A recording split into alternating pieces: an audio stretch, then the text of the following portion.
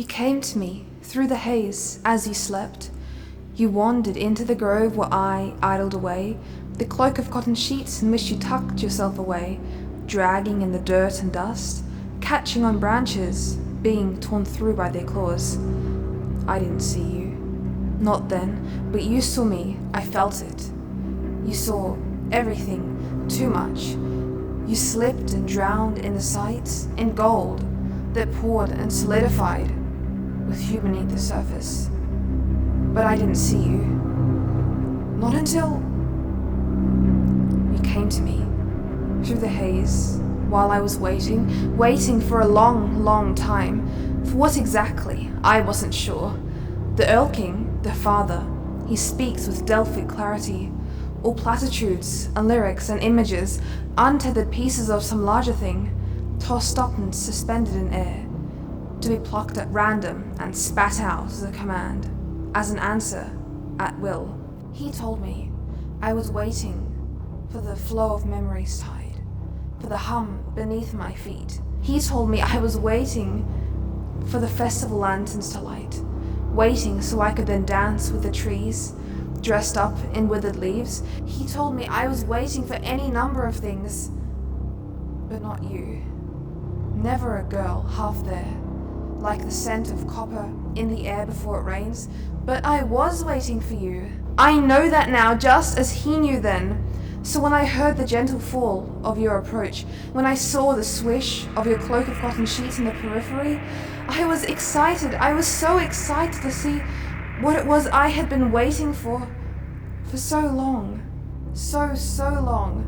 Excited to know the tide, the hum, the sway of wilting trees in the festivity, to know it all. But just as I felt your greeting take form, just as I turned to make mine, they slipped away, and the Erlking, the father, he rose in their place. He ignored you. I thought it was strange to ignore that surreal sleeping girl tucked away in the grove.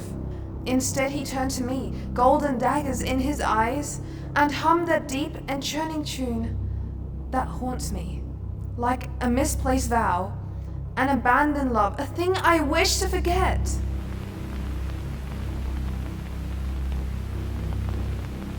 He hummed that deep, churning tune, and the earth and the trees and the air hummed too.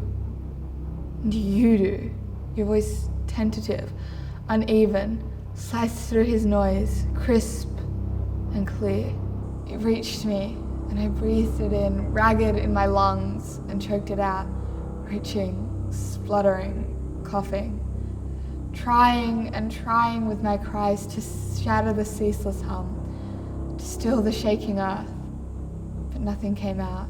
My cries were phantoms, corporeal only in the silent tears that welled in my eyes, in the fingernails that dug into my palms, hands red with blood. The Erlking, the father, he cradled my face in his hands, a warning, an apology. I averted my gaze and focused on the red, smeared across gold. He turned to you and moved to where you stood, tucked away in a cloak of cotton sheets, tucked away in the grove. And I closed my eyes and waited once more for the tide to go out, for the hum to quiet and sleep, for the swaying to still, for the lanterns to go out. I waited until I felt the press of his palm on my shoulder, and I opened my eyes. We're in a long, dark room lined with beds, obscure figures huddled under cotton sheets. I stood at the end of the bed, just like the rest. And there you were, one hand tangled in sheets, the other lying across your stomach, your hair scattered across the pillow, a few strands caught in your lashes, in your mouth.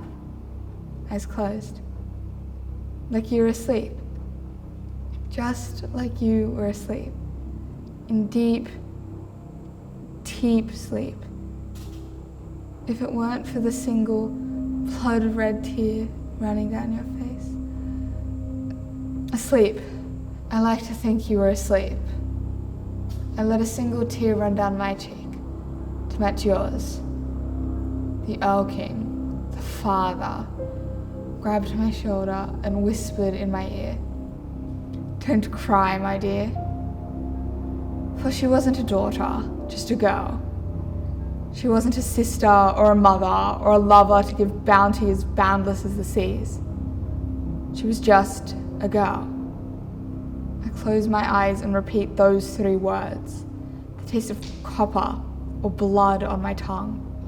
Just a girl. You weren't a daughter, just a girl. So I don't cry. I return to the grove, to the cavity in the tree, and I wait.